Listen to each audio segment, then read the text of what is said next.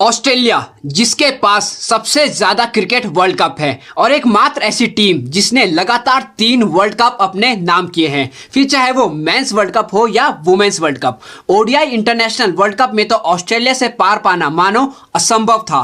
2007 में हुए पहले टी20 वर्ल्ड कप से पहले हर एक आईसीसी टूर्नामेंट में ऑस्ट्रेलिया का ही कब्जा था। पहली बार हो रहे टी20 वर्ल्ड कप से पहले ऑस्ट्रेलिया लगातार 3 वर्ल्ड कप जीत चुका था और सबको यहाँ लग रहा था कि टी20 वर्ल्ड कप में ही ऑस्ट्रेलिया का ही राज होने वाला है। बड़े बड़े दिग्गजों से सजी ऑस्ट्रेलियाई टीम जैसे ब्रेट ली, मिचेल जॉनसन, जिनकी गेंदों के सामने कितना भी महान बल्लेबाज हथियार डाल देता था, तो वही बल्लेबाजी में एडम गिलक्रिस्ट और मिस्टर क्रिकेट कहे जाने वाले माइक हसी जैसे बल्लेबाज थे जो कि आउट होने का नाम ही नहीं लेते थे। ऑस्ट्रेलियन टीम का इतना खौफ था कि जब ऑस्ट्रेलिया के साथ अन्य टीमों का मैच होता था तो अपोजिट टीम के मैदान में आए फैंस की संख्या बहुत कम दिखाई देने लगती थी, क्योंकि सबको यह लगता था कि ऑस्ट्रेलिया के साथ मैच है तो मानो रिजल्ट पहले ही आ चुका है, क्योंकि इस ऑस्ट्रेलियन टीम के लिए कोई भी टारगेट बड़ा टारगेट नहीं होता था।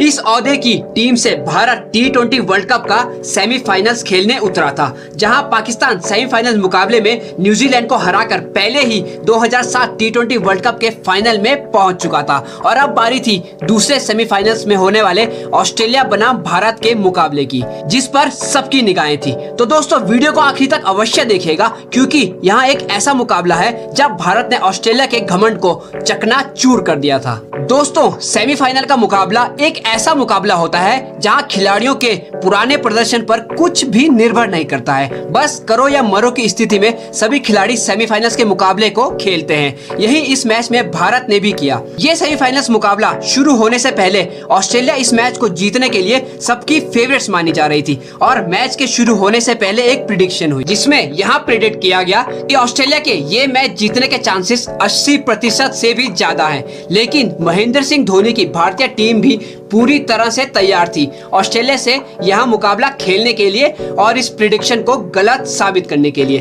अब भारतीय कप्तान महेंद्र सिंह धोनी और ऑस्ट्रेलिया कप्तान एडम गिलक्रिस्ट टॉस के लिए मैदान में आए और भारत ने टॉस जीतकर पहले बल्लेबाजी करने का फैसला लिया। भारत के लिए ओपनिंग करने आए गौतम गंभीर और वीरेंद्र सहवाग। गंभीर ने पहले ओवर की तीसरी गेंद पर चौका मारकर अपना और भारतीय टीम का रनों का खाता खोला, लेकिन दूसरे छोर पर खड़े वीरेंद्र सहवाग थोड़ा अनफिट महसूस कर रहे थे। उनको भागने में दिक्कत हो रही थी, तो सहवाग ने एक रनर की डिमांड करी। सहवाग के लिए रनर बनकर आए रोहित शर्मा। अब गंभीर और सहवाग रन गति को बढ़ाने लगे। तभी सहवाग ने पावर प्ले के आखिरी ओवर की पहली गेंद पर जॉनसन को एक कमाल का शॉट मारा। सहवाग इस ओवर को एक बड़ा ओवर बनाना चाहते थे। तभी जॉनसन ने सहवाग को अगली ही गेंद पर कैप्टन गिलक्रिस्ट के हाथों विकेट के पीछे कैच आउट करवा दिया। अब भारत का स्कोर हो गया था 5.2 ओवर में 30 रन पर 1 विकेट और क्रीज पर गंभीर का साथ देने आए रॉबिन उथप्पा, जिनको पहली ही गेंद पर एक जीवनदान मिला।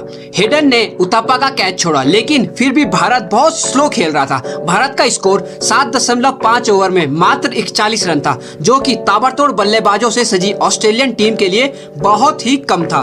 भारत को जरूरत थी रन गति को बढ़ाने की। रन गति को बढ़ाने के प्रयास में गौतम गंभीर भी जॉनसन को अपना विकेट दे बैठे। अब भारत के लिए समस्याएं बढ़ती जा रही थी, क्योंकि एक और ना तो रन बन रहे थे, वहीं भारत मैच के अंतराल में विकेट्स भी खोता जा रहा था। अब पिच पर रॉबिन उथप्पा का साथ देने आए युवराज सिंह, जिन्होंने 3 दिन पहले इंग्लैंड के खिलाफ हुए मैच में पूरी दुनिया को अपना टैलेंट दिखा दिया था। युवराज उस समय टी20 क्रिकेट के सबसे खतरनाक बल्लेबाजों की सूची में शामिल थे। युवराज ने आते ही 2 बड़े छक्के लगाकर ऑस्ट्रेलिया को यह दिखा दिया कि वह किस कमाल की फॉर्म से गुजर रहे हैं। युवराज सिंह और रॉबिन उथप्पा ने मिलकर ऑस्ट्रेलियन बॉलर्स को आड़े हाथों लिया और भारत के रन रेट को भी सुधारा। उसके बाद तो युवराज रुके ही नहीं और एक से बढ़कर एक बढ़िया शॉट की प्रदर्शनी दिखाने लगे। युवराज के बल्ले पर जो भी गेंद लग रही थी, युवराज उसको बाउंड्री तक पहुंचा रहे थे, तो वहीं दूसरे छोर से उथप्पा भी युवराज का साथ बखूबी निभा रहे थे। दोनों की इस बल्लेबाजी के सामने ऑस्ट्रेलियन बॉलर्स के पास कोई जवाब नहीं था। युवराज ने मात्र 20 गेंदों में अपना अर्धशतक जड़कर ऑस्ट्रेलिया जैसी चैंपियन टीम के मुंह पे मानो तमाचा सा मारा था। दूसरे छोर पर रॉबिन उथप्पा ने भी 15वें ओवर की पहली 2 गेंदों में जॉनसन को 2 छक्के लगाए। अब तो दोनों छोर से ऑस्ट्रेलियन बॉलर्स की पिटाई हो रही थी, छक्कों की तो मानो बारिश हो रही थी। तभी युवराज और उथप्पा के बीच थोड़ी सी मिसअंडरस्टैंडिंग देखने को मिली और साइमंड्स के एक कमाल के डायरेक्ट हिट के चलते उथप्पा रन आउट हो गए। लेकिन उथप्पा ने अपना काम बखूबी निभाया था, क्योंकि 8वें ओवर में भारत का स्कोर मात्र 41 रन था और 15वां ओवर खत्म भी नहीं हुआ था कि भारत का स्कोर 125 रन तक पहुंच चुका था। अब युवराज का साथ देने आए कप्तान महेंद्र सिंह धोनी। धोनी ने आते ही साइमंड को एक चौका मारकर मोमेंटम को भारत की तरफ ही रखा। 16वें ओवर में धोनी और युवराज ने 3 चौके मारकर भारत के स्कोर को 140 रन के पार पहुंचा दिया था। अब 18वां ओवर लेकर आए माइकल क्लार्क, जिनकी दूसरी ही गेंद पर युवराज ने छक्का मार दिया। युवराज तो हर गेंद पर अटैक कर रहे थे, जिसका खामियाजा युवराज को भुगतना पड़ा जब 18वें ओवर की तीसरी गेंद पर युवराज माइकल क्लार्क को एक बड़ा शॉट मारने गए और गेंद सीधा हसी के हाथों में दे मारी। लेकिन युवराज की इस मैच विनिंग पारी की सब सराहना कर रहे थे। युवराज सिंह ने अपनी इस विस्फोटक पारी में 30 गेंदों में 70 रन बनाए थे, जिसमें उन्होंने 5 चौके और 5 कमाल के छक्के लगाए थे। 233 के स्ट्राइक रेट से युवराज ने ऑस्ट्रेलिया गेंदबाजों की धज्जियां उड़ाई थी और ऑस्ट्रेलिया को ये दिखा दिया था कि इतनी आसानी से तो ऑस्ट्रेलिया यहाँ मैच भारत से छीन नहीं सकती। दोस्तों, युवराज की इस पारी के लिए वीडियो को लाइक जरूर करें। युवराज के आउट होने के बाद धोनी का साथ देने आए युवा बल्लेबाज रोहित शर्मा। अब बची थी 15 गेंदें और भारत को जरूरत थी एक फिनिशिंग टच की, जो कि हमको कप्तान महेंद्र सिंह धोनी के बल्ले से देखने को मिला। धोनी ने युवराज की इस पारी को व्यर्थ नहीं जाने दिया और 19वें ओवर की तीसरी गेंद पर एक कड़ाकेदार छक्का लगा दिया। इसके बाद उसी ओवर में रोहित शर्मा ने भी अपने हाथ खोले और आखिरी गेंद पर एक और छक्का मार दिया।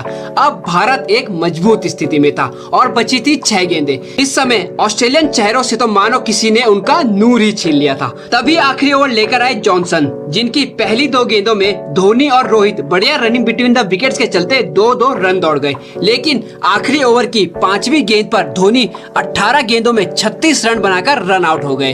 पर लास्ट बॉल पर भी मोमेंटम भारत के साथ रहा और इरफान पठान के हेलमेट से बॉल लगकर बाउंड्री की ओर चली गई। अब भारत ने अपने 20 ओवर के दौरान 188 रन बनाए। लेकिन ऑस्ट्रेलिया की तगड़ी बैटिंग लाइनअप के लिए क्या ये स्कोर काफी था? क्योंकि ऑस्ट्रेलिया एक ऐसी टीम थी जिसके लिए हर स्कोर, हर टारगेट छोटा था। ऑस्ट्रेलिया का हर बल्लेबाज मैच को पलटने की ताकत रखता था।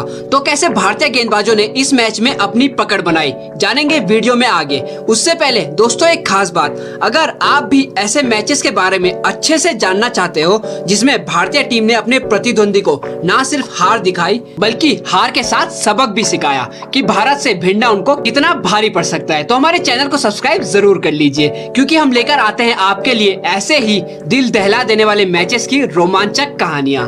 तो वीडियो में आगे बढ़ते हैं। अब ऑस्ट्रेलिया को जीत के लिए और विश्व कप में बने रहने के लिए बनाने थे 189 रन। ऑस्ट्रेलिया के लिए ओपन करने उतरे कप्तान एडम गिलक्रिस्ट और मैथ्यू हेडन, जिन्होंने शुरुआत से वो ही किया जिसके लिए ऑस्ट्रेलिया जाना जाता है। दोनों ने शुरुआत से ही ताबड़तोड़ बल्लेबाजी दिखाते हुए पावर प्ले का एकदम सही उपयोग किया। तभी भारत को 6वें ओवर की पहली गेंद पर सफलता दिलाई श्रीनाथ ने, जिन्होंने गिलक्रिस्ट को आउट करके ऑस्ट्रेलिया खेमे में खलबली मचा दी थी। अब क्रीज पर हेडन का साथ देने आए ब्रैड हॉज। विकेट गिरने का हेडन पर कोई असर नहीं दिख रहा था। वहाँ एक के बाद एक बाउंड्री मारे जा रहे थे। वहाँ ऑस्ट्रेलिया के लिए टॉप परफॉर्मर वाली भूमिका निभा रहे थे। तभी 9वें ओवर की चौथी गेंद पर इरफान पठान ने हॉज को कैच आउट करवा दिया। अब ऑस्ट्रेलिया का स्कोर हो गया था 68 रन पर 2 विकेट। लेकिन भारत के लिए सबसे बड़ी परेशानी थी मैथ्यू हेडन, जिनको आउट करके ही भारत इस मैच में पकड़ बना सकता था। भारत के लिए एक परेशानी तो क्रीज पर थी, तभी दूसरी परेशानी भी क्रीज पर आ रही थी, जिसका नाम था एंड्रो साइमंड्स, जिनकी बैटिंग पर ऑस्ट्रेलियन टीम को बहुत भरोसा था और साइमंड्स उस भरोसे पर खरे भी उतरे थे। उस समय एंड्रो साइमंड्स का बॉलर्स के दिलों में खौफ हुआ करता था, क्योंकि उनमें अकेले ही मैच को समाप्त करने की काबिलियत थी।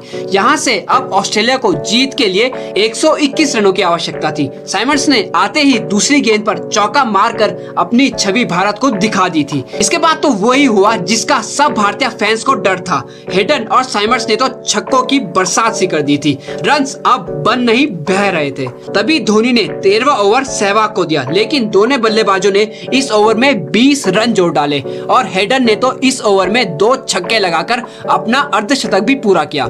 हेडन अब भारतीय टीम के लिए एक बड़ा खतरा बनते जा रहे थे। जो काम भारत के लिए युवराज ने किया था, हेडन भी उसी कार्य की ओर अग्रसर थे। तभी भारत के लिए फरिश्ता बनकर आए श्रीसंत, जिन्होंने 15वें ओवर में हेडन को बोल्ड मारकर भारत की उम्मीदों को एक बार फिर से उजागर कर दिया था। श्रीसंत का यहाँ सेलिब्रेशन अपने आप में सब कुछ बयां कर रहा था कि ये कितना बड़ा विकेट है। लेकिन हेडन की इस पारी ने ऑस्ट्रेलिया के लिए जीत को आसान जरूर बना दिया था। अब ऑस्ट्रेलिया को जीत के लिए 29 गेंदों में 55 रनों की आवश्यकता थी और इस टारगेट को पूरा करने के लिए मैदान पर आए मिस्टर क्रिकेट कहे जाने वाले माइक हसी ने भी अपने हाथ खोले और दूसरे छोर से साइमंड्स तो रुक ही नहीं रहे थे। अब एक समय ऐसा आया जब ऑस्ट्रेलिया को जीत के लिए 22 गेंदों में मात्र 34 रन ही बनाने थे और ऑस्ट्रेलिया के पास अभी भी 7 विकेट थे। लग रहा था कि ऑस्ट्रेलिया तो अब अपनी फाइनल की टिकट कटा ही चुका है और भारत को इस नए फॉर्मेट के वर्ल्ड कप से बाहर का रास्ता देखना पड़ेगा। लेकिन तभी 17वें ओवर में इरफान पठान ने साइमंड्स को बॉल मारकर मानो ऑस्ट्रेलिया से यहाँ कह दिया था कि इतनी आसानी से तो भारत ये वर्ल्ड कप अपने हाथों से जाने नहीं देगा। साइमंड्स का विकेट भारत के लिए टर्निंग पॉइंट साबित हुआ और अगले ही ओवर में हरभजन सिंह ने क्लार्क को बॉल मारकर ऑस्ट्रेलिया को प्रेशर में डाल दिया था। अब भारत इस मैच पर कब्जा करने ही वाला था। एक समय आसानी से जीतती दिखाई दे रही ऑस्ट्रेलिया अब मुश्किलों में थी। दोस्तों कहते हैं कि T20 क्रिकेट में 20वें ओवर से ज्यादा इंपॉर्टेंट 19वां ओवर होता है।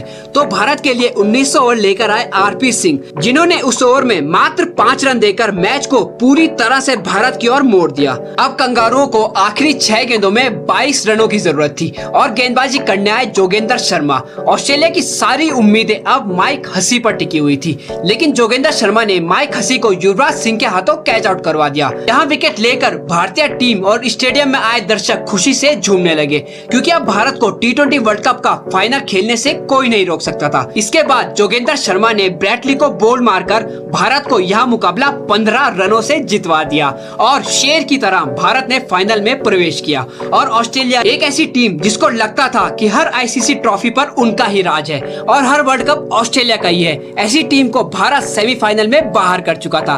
ऑस्ट्रेलिया को लगता था कि कोई ऐसी टीम बनी ही नहीं है जो हमको सेमीफाइनल या फाइनल में हरा दे। तो भारत ने कंगारुओं को उनकी ही भाषा में जवाब दे दिया था और लगातार 3 वर्ल्ड कप जीतकर आई ऑस्ट्रेलिया के घमंड को भारत ने यहाँ चकनाचूर कर दिया था। इसके बाद इस मैच में भारत के लिए नायक रहे man of the match Yuvraj Singh ने एक इंटरव्यू में ये बताया कि मैच खत्म होने के बाद अगले दिन ऑस्ट्रेलिया के कोच युवराज सिंह के पास पहुंचे और उन्होंने युवराज का बल्ला चेक किया और युवराज से पूछा कि तुम्हारे बल्ले पर फाइबर तो नहीं है, तुम्हारा बैट क्रिकेट में लीगल भी है या नहीं। लेकिन उनको युवी के बल्ले में ऐसा कुछ भी नहीं मिला और युवराज का बल्ला लीगल पाया गया। इसके बाद ऑस्ट्रेलिया टीम हार कर अपने देश वापस लौट गई। तो दोस्तों आप लोगों को वीडियो कैसी लगी हमको कमेंट करके जरूर बताएं और अगर आपको वीडियो पसंद आई हो तो एक लाइक तो जरूर उस इंडियन टीम के लिए बनता है जिसने ऑस्ट्रेलिया के घमंड को तोड़ा था। और दोस्तों अगर आपने भी इस वीडियो के जरिए उन प्लेयर्स को मिस किया है या फिर उन पुराने लम्हों को फिर से याद किया है तो हमारे चैनल को सब्सक्राइब करना ना भूलें। मिलते हैं आपसे अगली वीडियो में क्रिकेट से जुड़ी एक और धमाकेदार कहानी के साथ। वीडियो को अंत तक देखने के लिए धन्यवाद।